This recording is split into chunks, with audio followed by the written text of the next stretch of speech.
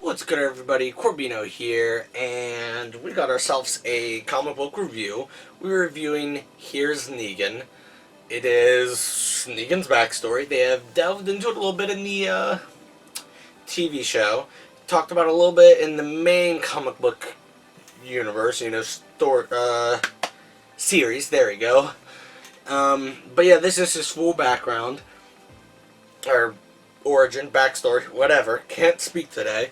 This was released in the Image, maybe it's called Image Plus. It was released in the back of that magazine over so many months, and then finally collected in a hardcover here.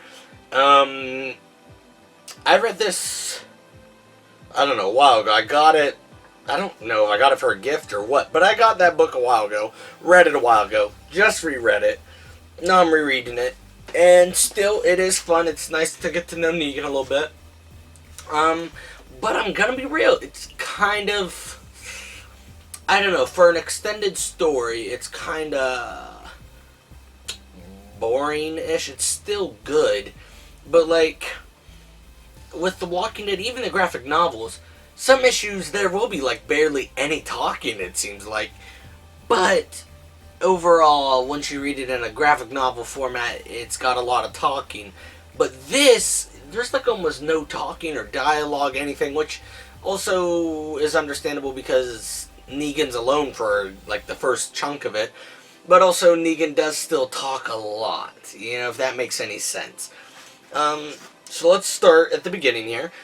It's the beginning of the apocalypse. Negan, we find out he is a gym coach. He's basically the same guy. Cheats on his wife, but breaks up with the girl he's cheating on his wife with when he finds out his wife is having an affair.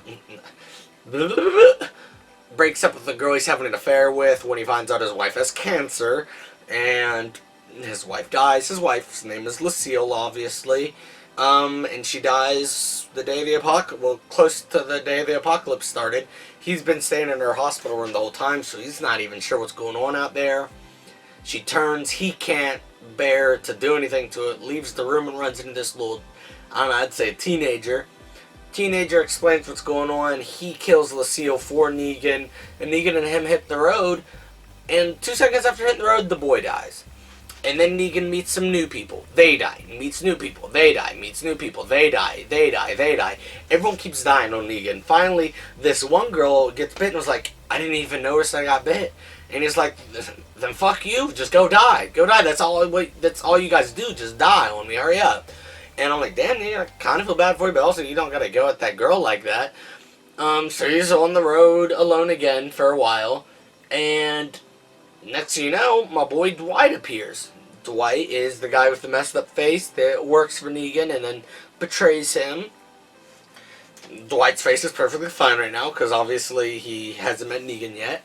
And he's like, yo, my name's Dwight, da-da-da-da-da, join my crew. And he's got a couple, maybe a dozen or so people. Sherry's a part of his group. And you can already see there, and, like, that's what's crazy is Laura in the comics even says, like, yo, Sherry was looking for a way out of y'all's relationship. She's a piece of crap. She's definitely way different than she is in the show.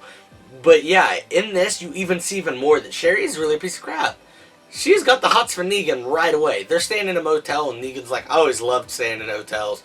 And she goes, yeah, I always loved them too, especially what you can do in them. And I'm like, bitch, you got your husband down there. Are you kidding me?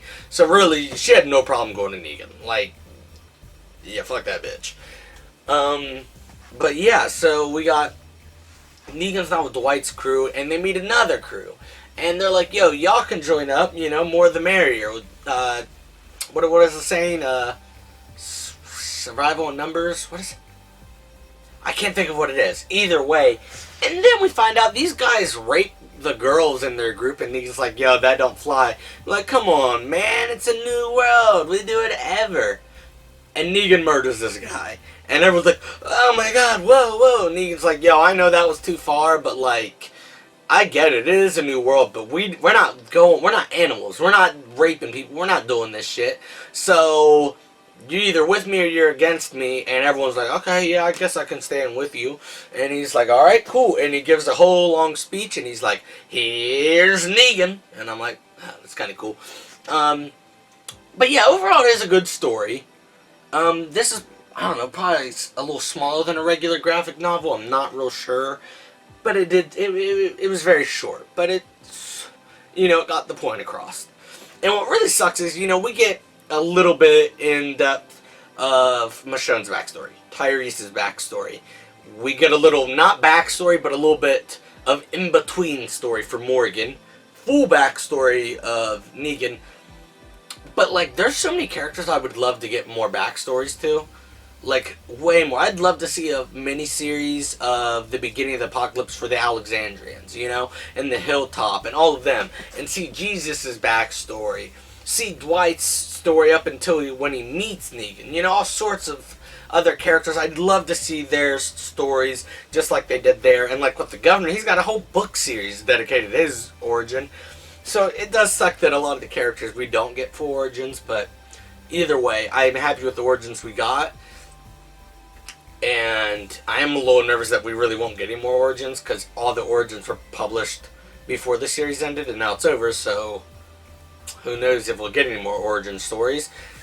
Anyways, it was good, very good. Out of all the origin stories we've gotten, I'd put this at 2 or 3, and what is that?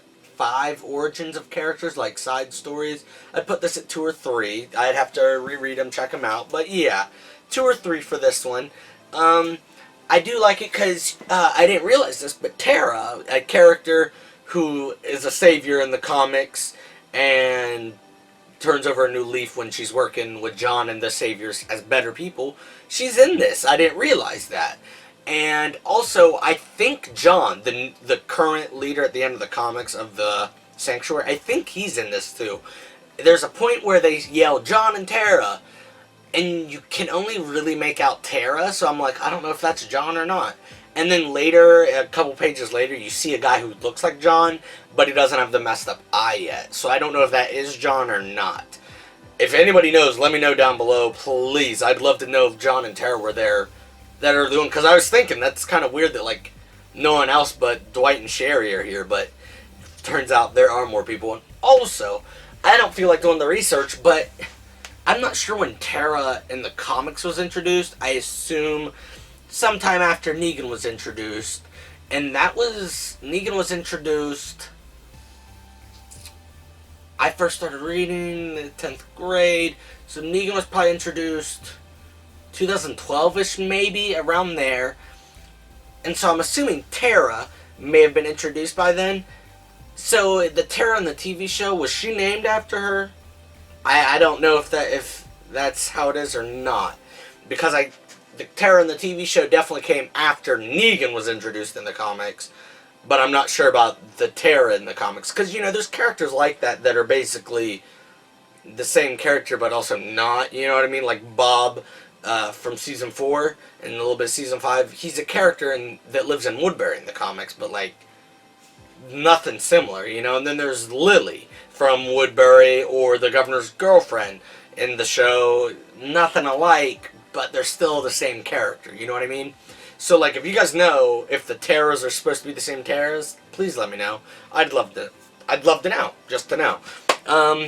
But yeah, overall, it was good. It was fun seeing how he got the bat, who it was named after, how he got his leather jacket, all of that. It was real fun seeing all of that. But I still think, I don't know, there could have been more fun. I just felt like boom, boom, boom. We just kept jumping. But, what can you do?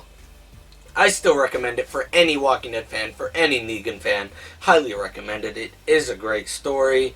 If you're not a Walking Dead fan, I can't really recommend it, though. Because it's like, yeah, it's a good story, but it's better if you already know Negan. Because then it's sort of like, oh, this just ended. What the hell? That's a pointless story. But yeah, overall it was good. Have you guys read Here's Negan? You guys even like Negan? Because I know a lot of people hate him still. But Negan's my boy. I love him. So let me know down below, what do you guys think of Negan? And what do you think of Here's Negan? And until next time, here's Corbin.